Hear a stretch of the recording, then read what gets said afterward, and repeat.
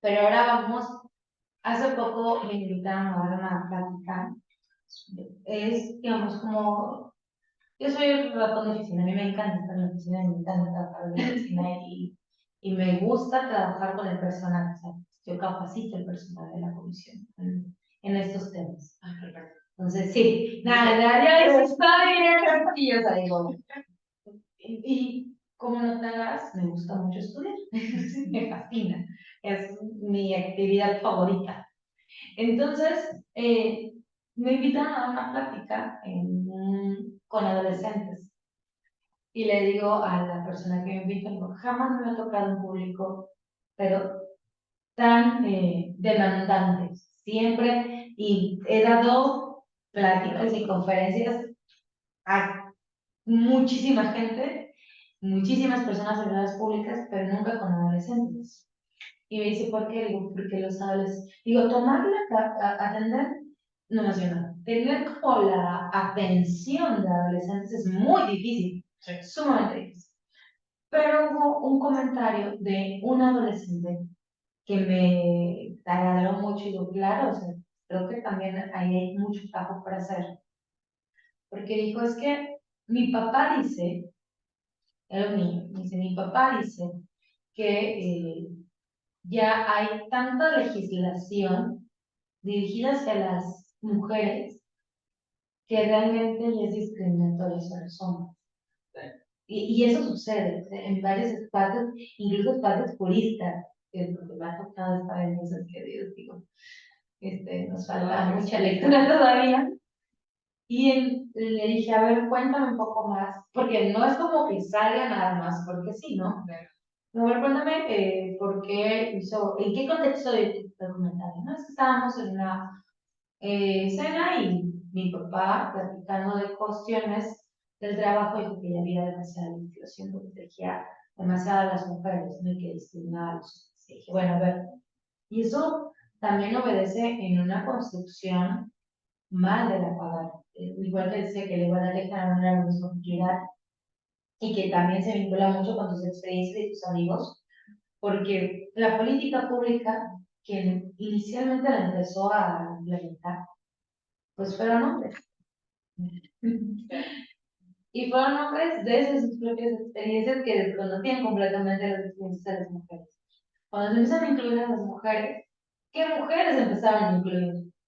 Mujeres con clase media alta, alta, con un chingo de idiomas que no está mal, no es una crítica hacia ellas, pero lo que decía es que cada una vivimos, todos vivimos violencia, como mujeres todos vivimos violencia, pero vivimos violencia en diferentes círculos, ¿no? Entonces, para regular temas más fuertes, pues tenemos que escuchar experiencias de los diferentes círculos. Exacto, entonces, pero cuando en el discurso del cumplimiento los estados decían, es que yo estoy llevando a cabo las acciones de equidad de género, ya las mujeres que estaban en estas conferencias decían, no, espérate, espérate, espérate. Uno, no es equidad, es igualdad. Y dos, lo peligroso de que te dices como sinónimos es porque, si bien la equidad es buena, no es que esté mal, sí, pero no es la aspiración es la igualdad. Número uno. Número dos, la equidad que está asociada con esta idea de justicia tradicionalmente está vinculada a otros rubros, que son estos cinco sistemas sobre los que se sostiene el sistema patriarcal. Sí, que históricamente han ido en detrimento de las mujeres. Entonces, Para sopesar una balanza, ¿no? Sí. Para sopesar una balanza tienes que poner mucho peso de este lado para poderla sopesar. O sea, es que esto que no solamente lo he escuchado vaya, en espacios jurídicos, sino que en cualquier plática de cualquier amigo, incluyendo la familia propia, ¿no? Sí. Es que, pues, ustedes discriminan a los hombres. Madre mía. Entonces, a ver, otra vez volvemos. Estamos discriminadas solo por ser mujeres, ya desde ahí. Y ustedes, por el hecho de haber nacido hombres, tienen una fichita dentro de este juego que se llama vida. Tú puedes juntar más fichitas si quieres durante tu vida con mayor facilidad. A mí me va a costar el triple. Platicábamos, me decía un amigo, oye, es que tú estás muy preparada, tú tienes mucho conocimiento, tú sabes más que tal vez muchas personas. ¿Por qué estás en este puesto? En mi trabajo, ¿no? Y yo, ajá.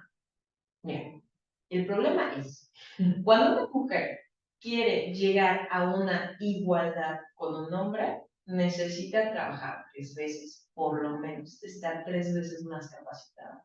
Porque el hombre solamente tuvo que haber nacido hombre y además tener cierto carisma al despegue y les da muy bien si lleva con el jefe y puede hasta ser tu jefe día de mañana.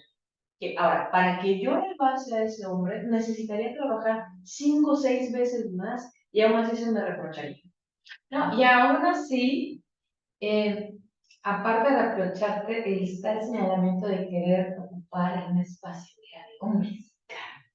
Y es todo un juego de poder decir, pues, no, pues pregunta y montada de una manera Es como el mango, y es perfecto. Sí, no, es que en verdad es una cosa, pero el punto es estar alertas de todas las formas de montar. Pero no me quiero, ahorita tengo que tocar esto, pero no me quiero terminar del derecho, porque lo peligroso de las palabras, te decía, es que no todo acto de distinción es discriminación.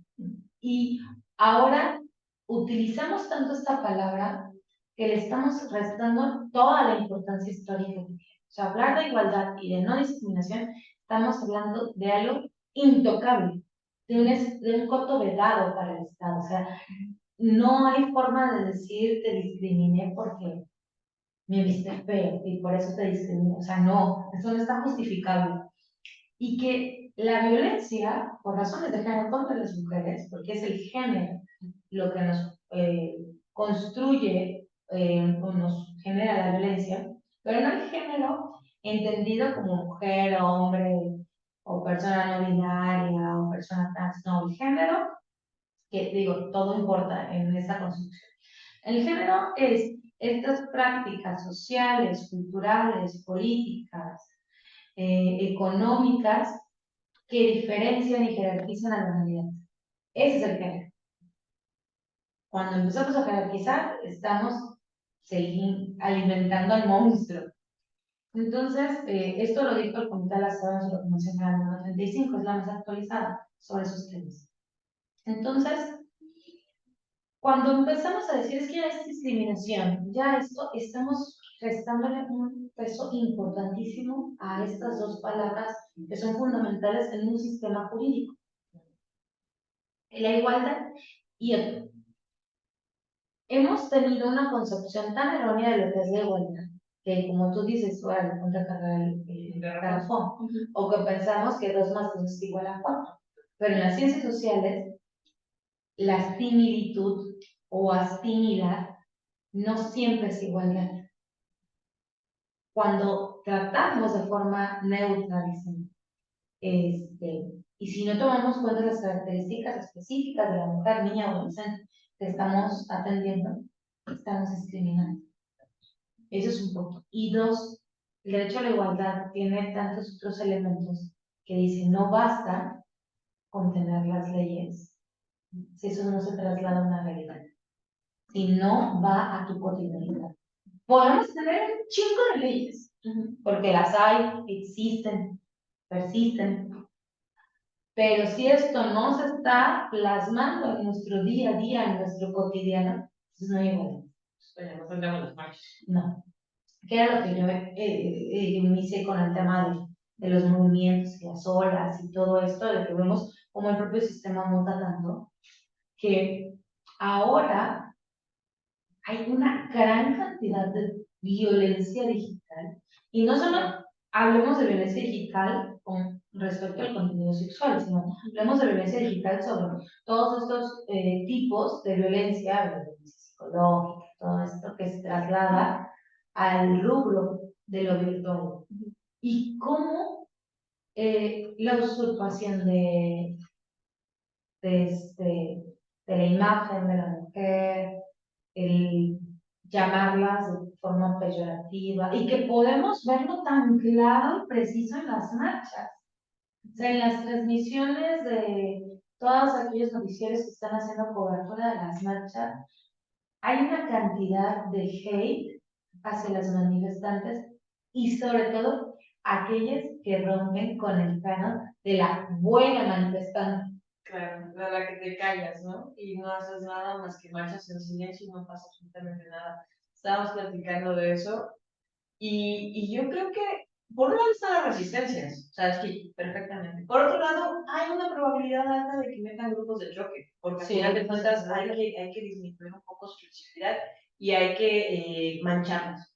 Pero por el otro lado, el lado del medio, que es lo que les digo a algunos amigos, oye, yo considero que soy una persona en tus cánones, pues profesional, profesionista, que tengo una cierta educación. Hay la persona a la que tú dirías, no rompería la casa o la ventana del vecino, pero espérame, si a mí en lo particular me tocara que una persona cercana a mí, bueno, si me pasa a mí seguramente me marcho, pero ya estaría, pero que una persona cercana a mí tuviera algún tema de violencia de género grave, alguna desaparición, algo parecido, yo no sé qué haría. O sea, perdóname, persona que vive sin quién sabe dónde, ni siquiera me voy a dar cuenta. Muy probablemente le prendo fuego al mundo. ¿Por qué? Porque, ¿qué haces? ¿Qué haces cuando te quedas con esta frustración, con esta falta de respuestas, con tenías un derecho a vivir libre, sana, sin mayor inconveniencia, no le hacías daño a nadie, ¿qué pasó? ¿Y por qué el Estado no está respondiendo? Y lo que decía un compañero que venía dejando de estar con nosotros, decía, ¿sabes qué? Es que los vecinos o las personas que les ha tocado tener este tipo de señas que se pasan las marchas, deberían de pensar un poquito más en que si estás de mi lado, perdón, es una vez al día, es una vez en el año, y esto ocurre todo el tiempo.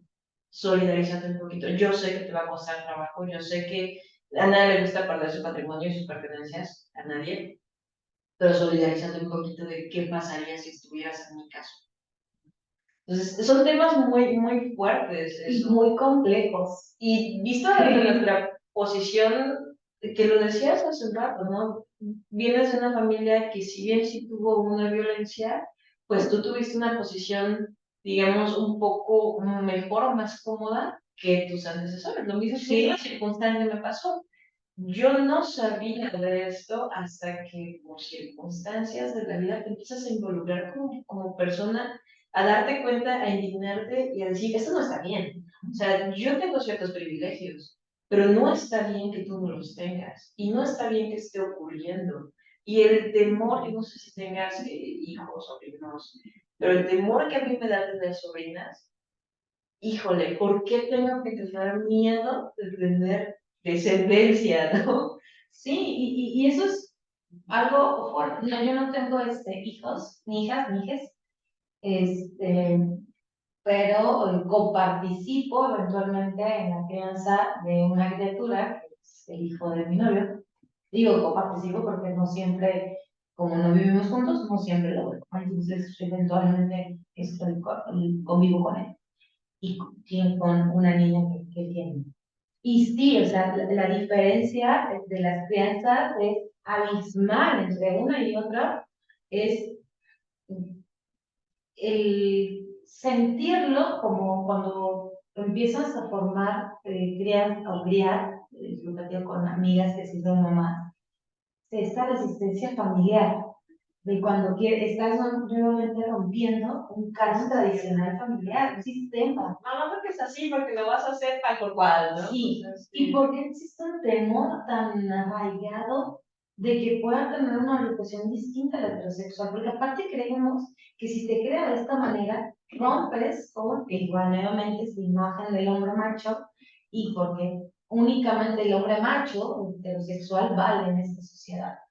Y es sumamente aterrador. A mí me encanta cada 8 de marzo y cada 25 de noviembre, sobre todo los 8 de marzo, este, que lanzan un montón de canciones. Siempre hay un montón de canciones feministas. En verdad, ya hoy por hoy, si uno no quiere atender el tema es porque es ajeno absolutamente, pero hay una canción que se llama Azul Marín, sí, algo así. Y termina y dice, tú no sabes lo que es ser el miedo si no te tocó ser mujer. Dice, pregúntale a tu padre, a tu hermana, a tu madre, a tu hija, y se te erizará la piel. Porque es cierto, o sea, se desconocen cosas tan sencillas como caminar por la noche, el escuchar una noticia, porque aparte, hubo una ocasión, me acuerdo platicando con un conocido, y digo, él me dice, es que está súper apasionada y hay otras mujeres que están súper apasionadas, sí, pero parece que siempre son como las mismas, ¿no? Y siempre son este mismo grupo de mujeres que se reúnen y conversan y platican. Me dice, ¿y no te desespera? Y le digo, no. Y digo, el feminismo es la verdadera pastilla de la Matrix. ¿Verdad? Buenísima tu frase. Sí. Excelente. O sea, cuando la tomas, Ya no hay marcha atrás. no hay vuelta atrás. ¿Y quién quiere vivir de una forma consciente, sabiendo que está expuesta a una serie de violencias? Digo, violencias afuera, en la sociedad, violencias en tu casa, violencias con tu pareja, violencias en tu trabajo, violencias en el sistema médico. Entonces, digo, a ver, si estas mujeres, su forma de transitar y de vivir plenas es omitiendo todo esto, pues qué chingón. Sí, el feminismo no es el club de Toby. O sea, digo, no, o sea, ustedes están en un club de Toby porque están en privilegios. Obviamente, ustedes gritan a los cuatro vientos que son hombres y que son machos, porque tienen un chingo de privilegios. Digo, aquellos que entran en el TECA, ¿no? No, ¿no? Digo, pero nosotras, digo, déjame decirte que el club de Lulú no es igual. O sea, porque es abrir los ojos ante un sistema sumamente doloroso, que, que te lastima, que te pone llagas, Que te hace chico desde todas las esferas como persona. O sea, podemos hablar inclusive del derecho a una profesión. sí, O sea, nada más así. Tú mandas, ni siquiera te tuviste que haber presentado. Tú mandas tu currículum y tienes que poner foto. Pero si le vas a poner foto, tienes que ver quiénes te van a contratar, quiénes van a hacer el reclutamiento. Porque si le van a hacer hombres, bueno, entonces tienes que ponerte toda guapa, toda súper maquillada en la fotito. O de plano, mejor no le pongo foto, pero es que ya van a saber que soy mujer. Ya desde ahí, ya empieza a ser un tema muy sesgado, muy contra quién vas a competir, contra otros hombres, pobres.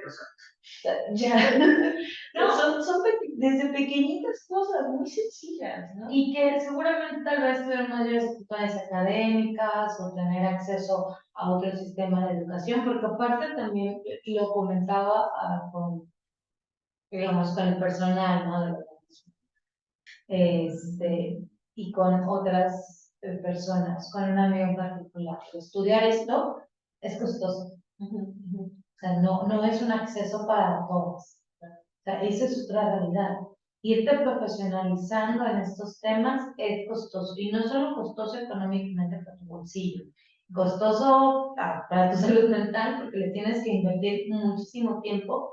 Es costoso para otros temas. Para tus relaciones. Claro, pero, y que no se note como, ay, no. Es un Aún compromiso. exacto, es el compromiso porque así como a mí me tocó en ese transcurso de vida tener esta responsabilidad, hay un chingo de mujeres detrás. O sea, hay una película que es muy buena, que se llama Las Sufragistas, que aparte estuvo en todas partes, seguramente mucha gente ya la ha visto, pero al final de la película te ponen un pedazo de un libro, si no me acuerdo, es de Virginia Woolf, que dice, y se escuchaban los pasos de todas las mujeres que venían detrás de ella. O sea, nosotros simplemente estamos poniendo un granito para que las siguientes generaciones ya entiendan que ya no tengan que abrir los ojos y tomarse la pastilla de la Matrix. así. Sí, correcto.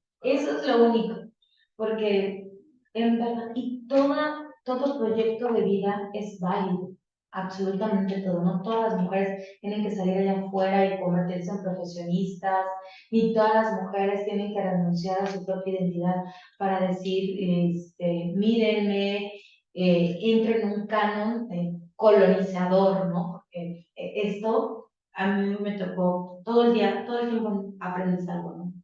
Y me tocó estar en un panel hace tiempo con mujeres indígenas, veracruzanas, y el tema tradicional y controversial de la venta y compra de niños, ¿no? En el cielo. Entonces, ellas, que es un derecho indígena. Entonces, ellas platicaba que hay que distinguir muy claro lo que es trata de personas, y eso yo también lo he dicho los organismos protectores de derechos humanos, versus lo que sí es usos y costumbres. Entonces ella comentaba, a ver, que en su comunidad los acuerdos de matrimonio son muy distintos a los acuerdos matrimoniales que tenemos en este sistema es que tienen un nombre protestante. Y que lo que se hace es simplemente otorgar regalos a la familia de la novia como una forma de agradecimiento por todos los años que cuidaron, criaron y permitieron que esta mujer se desenvolviera para que él pudiera conocerla y pudieran casarse. Ok. O sea, que así como nosotros en este sistema, digamos, colonial, de pensamiento colonial, se entrega el anillo de compromiso para ellas, ese es su anillo de compromiso. Esta forma de dar el agradecimiento, pero decir el agradecimiento a la familia, no a la novia, a la familia, por su papel. Normalizar eso se me hace peligroso, porque ahorita que lo escucho no se me hace distinto a lo que puede pasar en un capítulo de una novela, ¿no? Y que lo romantices y que lo acepten, no sé, se me hace peligroso. Volvemos a lo mismo. Lo vemos desde nuestra propia visión, desde nuestro propio entendimiento, de este pensamiento, que no es el pensamiento de las personas que tienen estos usos y costumbres, pero que es muy distinto a una trata de personas, a una compra y venta. Es absolutamente. Tiene mucho que ver la intención, ¿no? O sea, porque he escuchado este tema de la dote y demás, y también las intenciones van variando y son como diferentes. Tienes toda la razón. Sí, o sea, yo lo veo desde la intención de la dote, ¿no? Pero no es una dote, porque no les dan, o sea, no es la familia de la novia que les da la dote al novio, sino es al revés.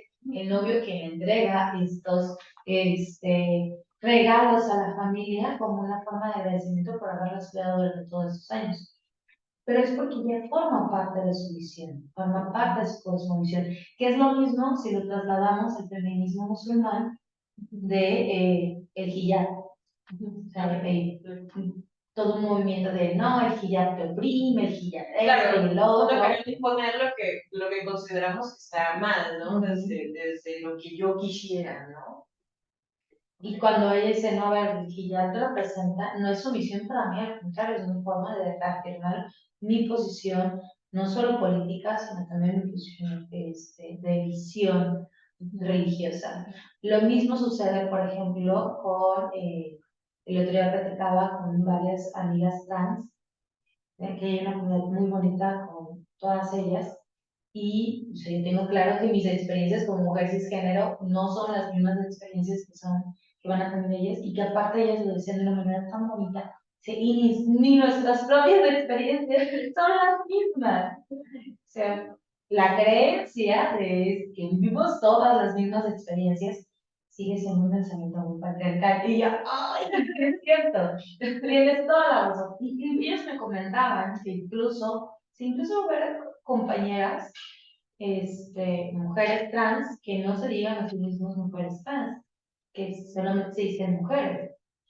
Sí, porque el utilizar el prefijo trans ya es una discriminación de alguna manera. Bueno, no sé si discriminación, pero ya es sesgar en un espacio, ¿no? no, ellos lo ven como un posicionamiento político. Ah, caramba, ok.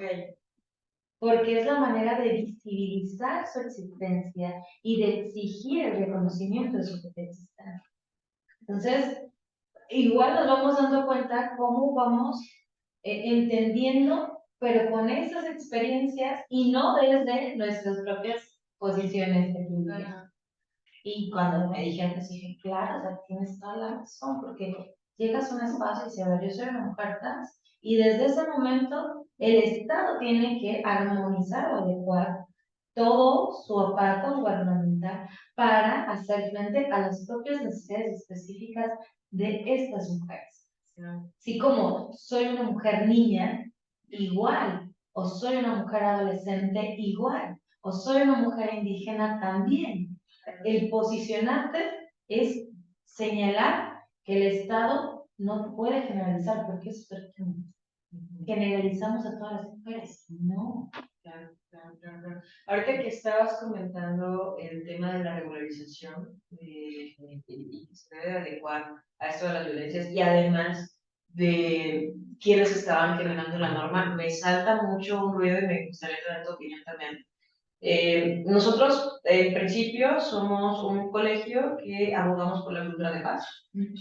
Somos mediadores certificados y pues tiene todo que ver con la cultura de paz, ¿no? Estos temas, tratamos en la medida de lo posible durante el año sacar ciertas informaciones, conferencias, pláticas con relación a diferentes temas que a veces no pensamos que se pueden relacionar con la cultura de paz, como por ejemplo dejar los testamentos. O sea, yo tiene todo que ver. Una prevención de ser hermosa, ¿no?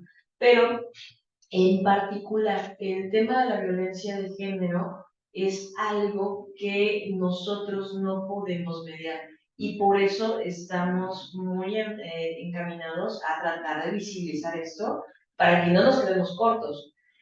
A mí particularmente me llama mucho la atención dos cosas. Por un lado, en conciliación en materia laboral sí se puede mediar, o conciliar más bien, porque estamos hablando de prestaciones y derechos. Y en ese momento, pues no puedes dejar a una persona trabajadora pues sin sus prestaciones porque haya tenido algún tipo de violencia o acoso. En el resto de las materias, a mí se me hace que nos quedamos sumamente cortos. ¿Por qué? Efectivamente, tú no puedes poner a una persona víctima frente de su victimario para hacer una negociación, me queda totalmente claro, eso sería cargo. Y aquí ya no entendemos eso. Pero la salida alterna que no das no es suficiente, ¿eh? O sea, tú me estás diciendo que de las principales violencias que yo conozco son en tema de pareja y estamos casados, ¿no? Y entonces tú me dices que porque estoy sufriendo violencia, yo no puedo llevar a cabo un divorcio mediante una mediación que nos puede dar 3 semanas, 4 semanas más o menos, en lo que se hace el convenio, lo mandamos a sancionar, se baja al registro civil y se acabó, ya no te volví a ver. Me estás diciendo que yo no puedo aprovechar este proceso, digamos, abreviado, porque vivir una violencia, eso no es violentarme por segunda vez, porque para mí la salida que encontraron en conciliación es buenísima. Me vas a poner un representante que va a negociar con relación a mis prestaciones. Aquí deberíamos de hacer un poquito más eso, porque se me hace que es una salida muy corta, tal vez propuesta desde esferas de privilegios, donde no han tenido esa circunstancia, porque las estamos condenando a un proceso penal desgastado, las estamos condenando a un proceso civil desgastado, y todo porque sufrieron violencia. Entonces, yo no sé, yo quiero escuchar tu punto, yo quiero saber si estoy tal vez haciendo conclusiones inadecuadas, pero bueno. Mira, yo sí soy de la idea de que ninguna violencia es bien. bueno, o sea, no hay forma de mediar, Sí, no, no, mediar las violencias, ni pero jamás. conciliar, No, no, no. El tema de los divorcios, o sea, nosotros lo tratamos con una cantidad y sin fin de víctimas, sobrevivientes de violencia, como no tienes una idea, o sea, de todo tipo. ¿Qué pasa con las víctimas de violencia familiar? Algo que me encanta de los derechos humanos es que hay que analizar caso por caso, aunque conozco colegas, la gran mayoría hombres, que no están familiarizados con esto y que dicen que no vamos a estar como haciendo el derecho particularizado, que el derecho tiene que generalizar, y yo soy enemiga de esto. Digo, a ver, no es que el derecho tenga que estar particularizado o no, sino que hay circunstancias que escapan completamente de esto. No, y va a dar a cada quien lo que le corresponde. Exacto. Hay, el violentómetro nos ayudó para muchas cosas, para entender cómo la violencia escala, cómo llegamos de un punto a otro, pero también les digo que el centro que pregunta y utiliza todas las herramientas a su disposición, ha llegado a tal punto en que dicen, si tú no traes un golpe, entonces no es violencia. Claro, me acuerdo de esas épocas en las que para ir a la fiscalía tenías que ir Sangrando. sí, Horribles, horribles, horribles. Y empezamos nuevamente a jerarquizar.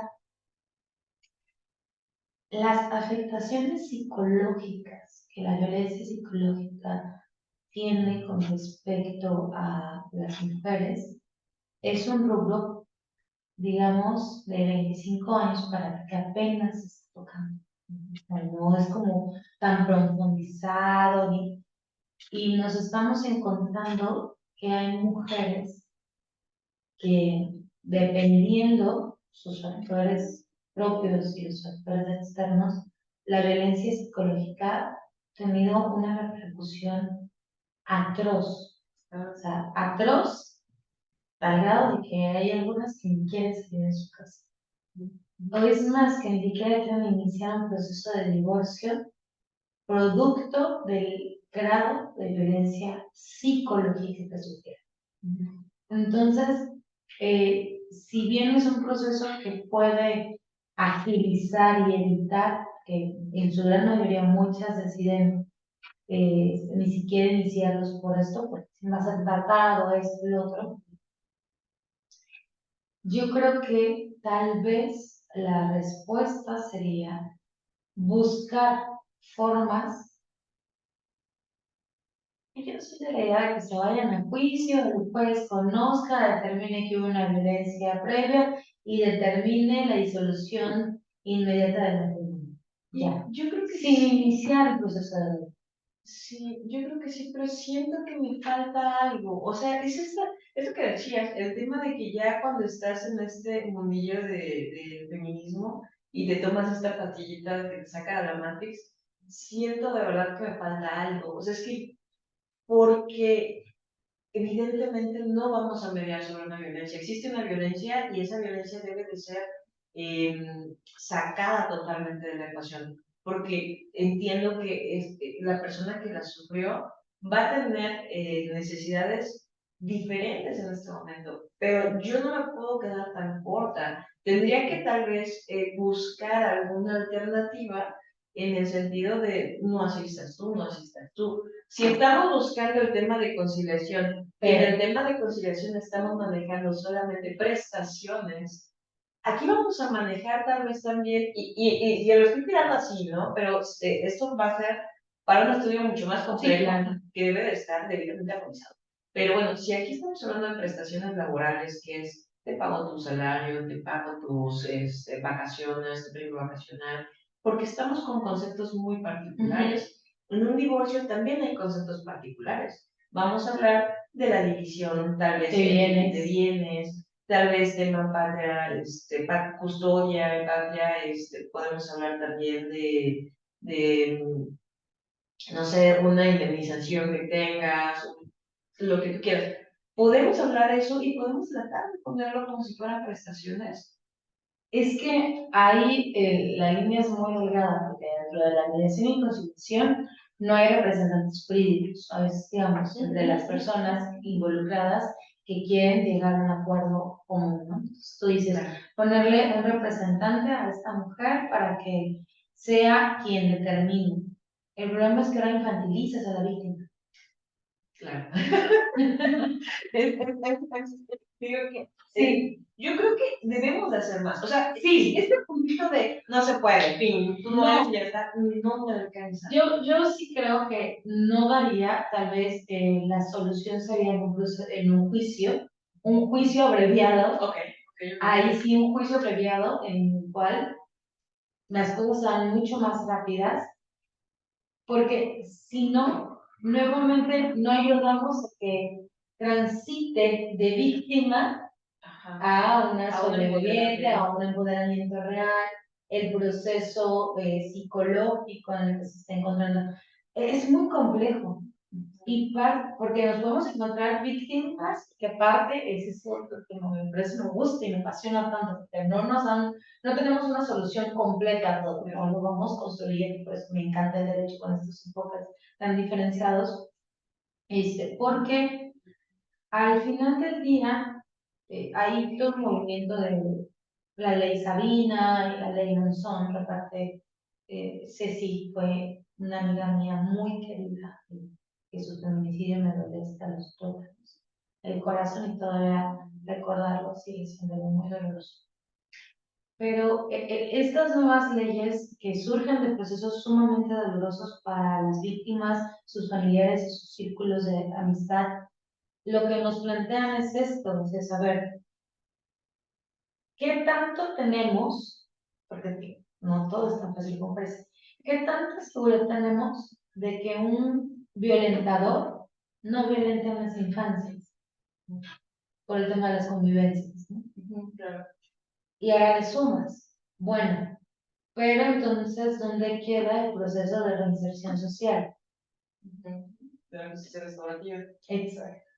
Y entonces, ¿cómo no? Pero aquí no son ellos dos los que son los sujetos del derecho, sino es la niña y el adolescente.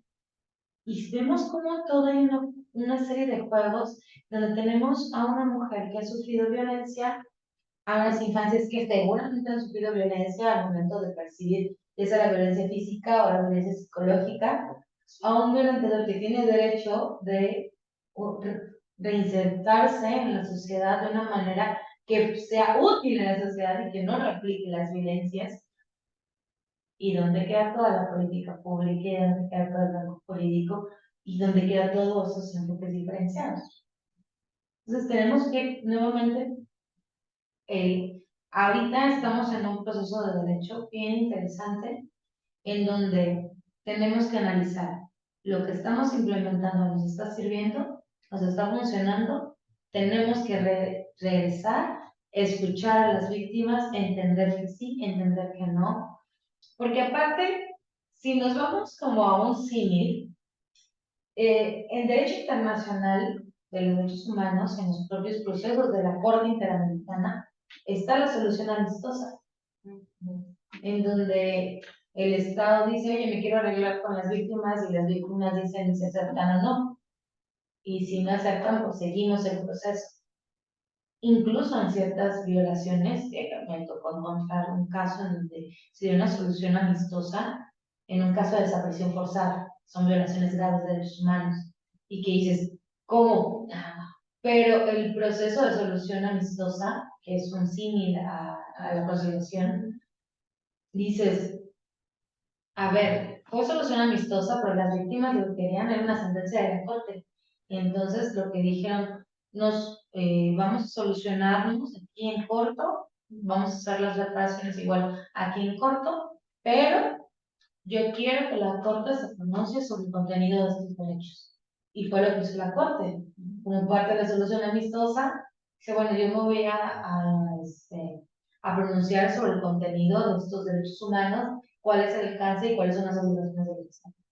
Entonces, creo tal vez que nuestra solución sería ver cómo está funcionando, entender a las víctimas, poner a las víctimas en el centro de todas las acciones, comprender que habrá víctimas que digan sí, comprender que víctimas que digan que no, porque también hay un proceso de ira, de molestia, donde las víctimas dicen, no, yo quiero irme a las últimas consecuencias y yo quiero pelear y yo no quiero dar nada y yo quiero que sufran la mitad de lo que él sufrió, de lo que yo sufrí, ¿no? Y habrá otras que te dicen, yo no, les dejo todo. O sea, me ha tocado, sí, me tocó una que dijo, yo le firmé para no quedarme con nada, pero recuperé lo más feliz para mí que era mi vida. Entonces, y el derecho no nos está dando estas respuestas. Y es lo bonito del tema de los mecanismos, no me gusta decirles alternos, porque es como darles un peso diferente, digamos, no adversariales y ya está, ¿no? Te da la posibilidad de poder crear tus propias reglas. En un marco legal, sí, pero tus propias reglas de lo que tú quieres y cómo quieres en algún momento eh, separarte tal vez, no en tema de violencias, pero por ejemplo el tema de matrimonios han ocurrido como cláusulas totalmente distintas a lo que pudieras encontrar en una sentencia, ¿no? Y sí, las experiencias son totalmente individuales y tú vas a reaccionar de una manera muy particular. A mí hace un tiempo me pasó algo feo, feo, feo, feo. Y lo que yo quería, o sea, me cambió totalmente la perspectiva de ahora qué quiero, ¿no? O sea, si yo me pongo en esta posición, si a mí me confrontaran, tal vez yo quisiera confrontarme, no confrontarme, ¿no? Yo que quiero respuestas, quiero por qué, quiero para qué, ¿no? O sea, tal vez todo eso, replantearnos cómo podemos de verdad acercar un derecho al que tienes derecho, para, válgase la redundancia, de poder concluir esta etapa de tu vida que te está doliendo. ¿Cómo lo podemos replantear? ¿Cómo nos podemos acercar? Tal vez nosotros en nuestra calidad de mediadores, tal vez en la comisión en su calidad para cuidar muchísimo los derechos humanos, tal vez los mismos juzgados, o sea, replantearnos todos de qué manera podemos acercar una solución que te ayude a salir en lo que ya fallamos como está, en la contingencia. Sí, y fíjate que también, por ejemplo, con este mismo caso de la última compañera, que a mí me causó muchísimo ruido, porque digo, igual, ¿no? En este entendimiento, uno dice, pero trabajaste tanto, tantos años, la mitad te pertenecía, sufriste tanta violencia, mínimo una forma de reparación que te va a permitir impulsar esta nueva etapa de tu vida. Y cuando le pregunté, ¿y cómo fue el divorcio? Fue a través de estos medios. Entonces, porque fue conciliación. Ella nunca denunció y dijo, ya, ahí va, ya, adiós. Y también entender cómo si se dieran esos procesos, qué tan vulnerable está la vida y qué tan desesperada de salir de ese espacio para decir, te dejo todo y quédatelo y ya nada más dame mi divorcio. Entonces, vamos al otro punto, que tanto hay denuncias de violencia familiar, o sea, solo el 1% de todas las violencias se denuncian, porque viene el estigma social, el estigma familiar, todo este esquema, y solo de ese 1%, pues creo, si mal no recuerdo como tal, creo que ya aumenta 3%, se judicializan las carpetas, entonces estamos hablando de un sistema de impunidad bien fuerte. Sí, sí, sí, sí. Porque, nuevamente, el derecho, las escuelas de derecho, las facultades de derecho, esos temas los trabajan como opcionales. O sea, ya creo que ahorita ya nada más toman derechos humanos una materia y para de contar. Pero los derechos humanos es transversal, impacta el derecho procesal, impacta el, nuestros códigos. De hecho, yo no me acuerdo, no, digo también, ya pasaron algunos años de la universidad, pero no me acuerdo si tuvimos una materia de derechos humanos, ¿eh? Creo que no. La doctora Naniko sí nos dio clases, no recuerdo si fue en derechos humanos, lo que yo más recuerdo de esas etapas, y por eso le tengo muchísimo cariño al escuchar su nombre, es que se tomaba el tiempo para los fines de semana enseñarte de derechos humanos. Iba quien quería, ¿eh? Sí. Y ya llegabas tú con tu café y platicando lo que quieras. Y fue una bonita experiencia. Yo creo que de ahí se me abrieron muchos reflectores hacia dónde quieres ir, hacia dónde quieres especializar. Y que tanto también como abogados, digo, una como mujeres, pero además el hecho de tener el conocimiento del derecho te da una responsabilidad muy grande. Y si todavía le sumas el tema del feminismo, híjole, tienes una responsabilidad de verdad muy grande para con la sociedad, ¿no? Y con otras mujeres. Sí, yo igual, así fue como la conocí, así fue como me quedé con ella. Encantadora. Sí, aquí 17 años después. Y es cierto, o sea, que esto conlleva mucha preparación, mucho compromiso, mucha responsabilidad y también mucha exposición. Sí.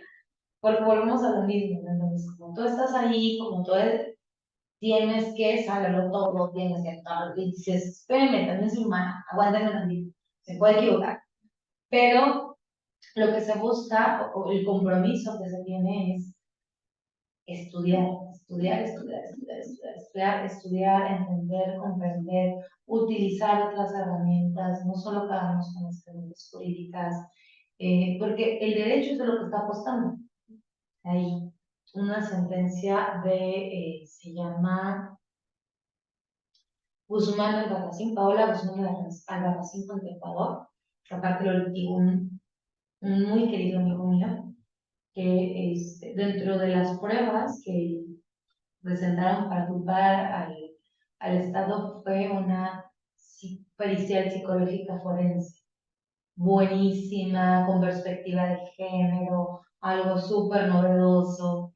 Y yo dije, wow, nos falta mucho todavía para llegar a ese tipo de hecho procesal, pero nos están marcando una pauta, ¿no? También. Una aspiración. Sí, las periciales antropológicas también ya no basta solamente con la pericial de trabajo social, no, necesitamos una pericial antropológica que nos permita estudiar el contexto social, el contexto histórico. También ya hay unas periciales, o más bien una rama de la geografía que se está inclinando por la geografía feminista, que hace un mapeo de geografía con esos enfoques diferenciados, que ya son una herramienta que puedes presentar en tu práctica jurídica y dices,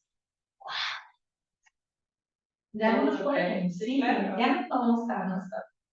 Y eso es lo bonito, irte llegando a esas herramientas, escuchar otras voces, construir, replantearte, dar 3 pasos para atrás, cuestionarte, entender tu sistema de privilegio, comprender cómo hablamos de un sistema de jerarquías y ir avanzando, porque el sistema muta, exacto, es como el COVID, así está constantemente.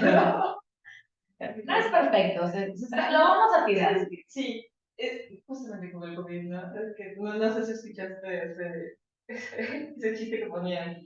Antes del 2020, lo que no te mataba te hacía más fuerte. Después del 2020, lo que no te mata, muta y lo vuelve a intentar, ¿no? Más o menos así. Exacto, y el punto es como seguir generando resistencia. Yo creo que ya nos pasamos de la hora. Es correcto. Si quieres, pero ya nada más para terminar, ¿qué les recomendarías a las personas para prevenir y erradicar desde nuestras canchas? O sea, porque a veces pensamos que tenemos que hacer grandes cosas, ¿no?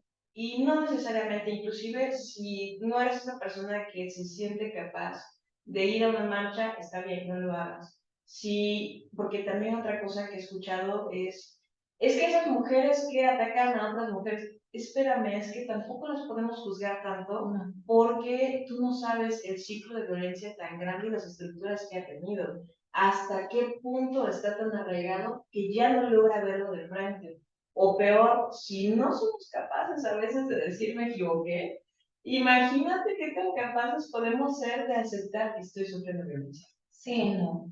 Entonces, ¿qué recomendaciones darías desde su canchera? Hombres y mujeres, ¿eh? Que lean, Bueno, si no quieren leer, porque a mí tengo un alumnito que me dijo, a mí no me gusta leer. Investiguen, busquen todo, escuchen, ábranse hacia las experiencias de las mujeres que están a su alrededor, em, entiendan el papel de privilegio en el que se encuentran situadas, porque pues sí, las personas al final del día todas vamos a tener un poquito de privilegio, al menos a las mujeres es lo que nos están dando, ¿no? Así como el hilito ahí nada más.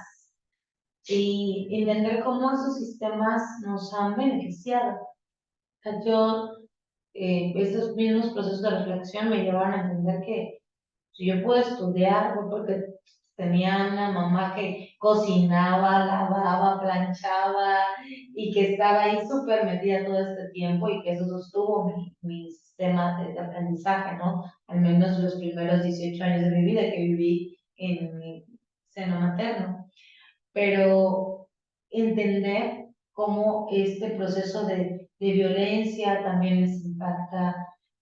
Creo que el sistema de reflexión de cómo se conlleva la violencia, como bien lo señalas, nos hace más empáticas y empáticos y empáticas. O sea, sí nos enseña que no todo es blanco o negro, sino que hay toda una serie de grises, una serie de matices de blancos, una serie de matices de negros, que nos enseña a enfrentar y también a señalar. A los hombres es fundamental que renuncien al sistema patriarcal, fundamental, y sobre todo que renuncien al pacto patriarcal. O sea, este pacto de yo sé que sí es violento, yo sé que sí es machista, yo sé que sí, pero lo sigo invitando a mi casa, lo sigo tolerando, lo sigo viendo, o sea, no. Vas a hacer la tolerancia en mi caso. Sí. Entonces, creo que es una forma de prevenir y de erradicar y de tener paciencia, porque esto es un camino todavía largo. Sí, sí, sí, no es una carrera, ¿no? No, Vamos despacito, pero vamos seguro. así es. Bueno, y muchas gracias por acompañarnos en esta plática que tuvimos. Nos saltamos la presentación, pero es que empezamos a platicar y pues todo se fue de largo, se fue dando. La maestra Geraldine Sánchez Morales, actualmente ella es titular de la Unidad para la Igualdad de Género de la Comisión Estatal de Derechos Humanos de Veracruz y se encuentra, bueno, no es que ya es vieja, yo creo que ya terminaste de cursar los estudios de especialización de violencia por razones de género contra las mujeres. En Flaxo no, todavía sigo. Todavía llega. Ah, excelente.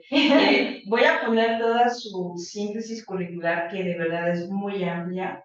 Tiene mucho que ver con justamente estos temas de igualdad de género y de prevención y eliminación de violencias contra la mujer. Son muy amplios, pero ya también ya ocupamos mucho tiempo, pues para que ya te podamos liberar. Voy a poner toda tu síntesis, Sí, que es sí, muy claro. enriquecedora. Y pues muchas gracias por acompañarnos. La verdad que te agradezco mucho que te hayas tomado ese tiempo para poder platicar sobre muchas cosas, sobre reflexionar qué es lo que no debemos aceptar, reflexionar también lo que decías de nuestras propias experiencias, lo que pensamos, que no todo es como yo lo veo y como yo quiero que otras mujeres también lo vivan, ¿no? Escuchar muchísimo y leer y estudiar bastante porque nos falta un camino bastante largo, pero tenemos la intención de tal vez en algún punto llegar ahí. Y si nos permites, en otra ocasión, pues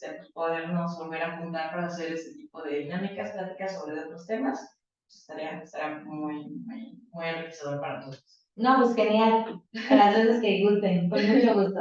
Muchas gracias. Bueno, hasta luego. Nos vemos en otra charla que tengamos.